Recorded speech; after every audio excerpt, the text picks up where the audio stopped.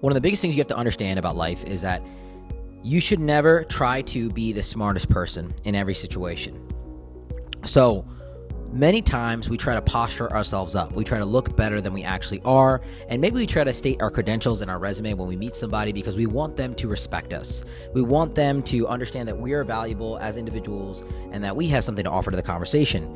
And we're actually taught this very early on in school. Raise our hands, talk loudly, be the presenter in group projects. We're encouraged to speak. And a lot of the times, the people that are publicized on TV and the people that we look up to are big speakers, like presidents and athletes and celebrities. Are always speaking and always talking confidently. So intrinsically, we're wired to be speakers, to present ourselves very confidently. But when it comes to business, one of the biggest things I've learned is it's better to be quiet. It's better to listen. You have 2 ears and 1 mouth. You should always use them accordingly.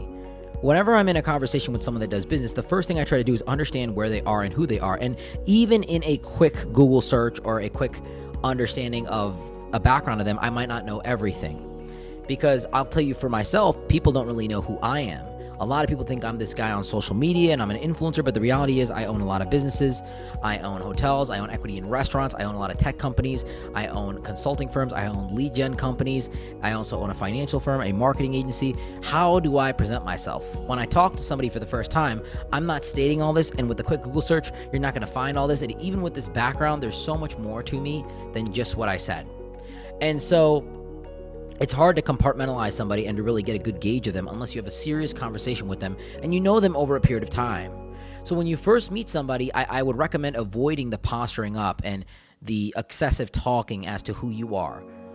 And when I was very young in business, I always used to, state my credentials and be aggressive. And I see a lot of young entrepreneurs do this. They come on the call with me. I actually had a call with somebody today. He was like 35, 36 years old, and he was posturing to me. He was like, oh, I've always been a smart guy. I've always done this. I've always done that. And he sounded dumb. He sounded dumb to me because the first thing he was doing was selling himself and selling his credentials. And the reality is, like, dude, you don't need to do that, right?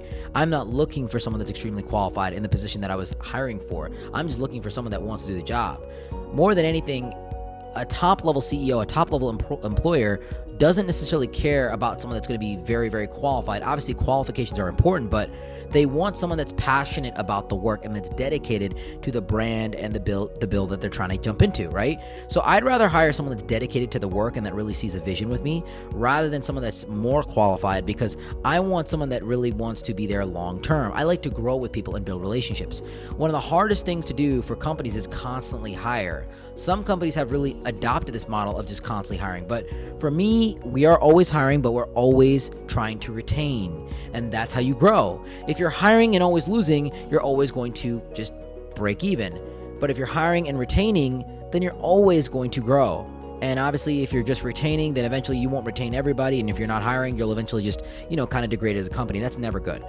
But the point is, you want to stop stating your credentials and who you are all the time. Listen to other people first.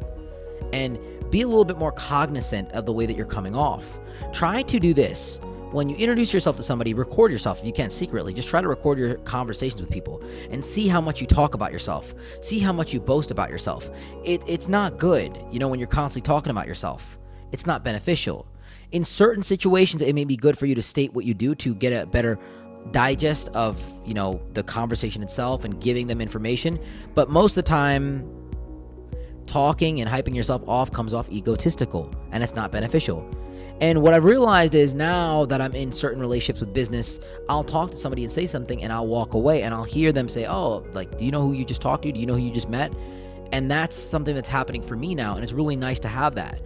But you have to let that ego be hit. You have to let somebody come on the other side of that. And many entrepreneurs talk about this. Many people talk about this idea of, the ego in the first initial conversation. Within the first 10 seconds of meeting somebody, within the first 10 minutes of meeting somebody, whatever they're talking about is typically their biggest insecurity. So when you meet a guy, let's say you're a guy that's trying to talk to a girl, if you're talking about money, you're probably broke.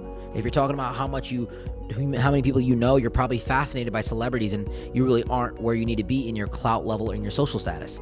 So it shows a deep insecurity in the first 10 minutes of meeting somebody. In the first 10 minutes of meeting somebody, people are typically showing their areas of weakness. They're covering their areas of weakness psychologically. So it's better to just not do that. In fact, that covers it even more if you are trying to do that. So when I meet people for the first time, I try to just listen as much as possible.